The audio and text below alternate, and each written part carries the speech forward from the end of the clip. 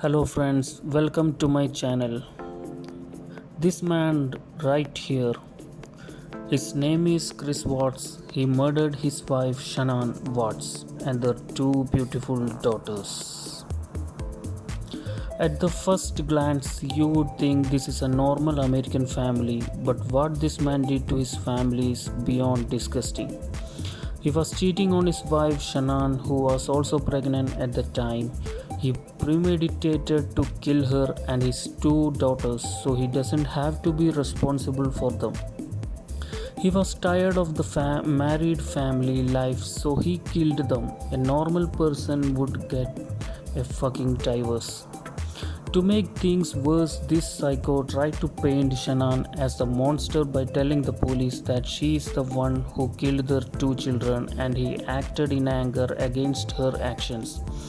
Some people believe his mistress was somewhat involved, but there is no concrete evidence to support this. He acted so confused and worried when they were reported missing when he knew he just killed and buried them. What kind of man kill his own wife and children beyond disgusting? She always talked about how lucky she was to have him. Little did she know he will be the one to end her and her children's lives.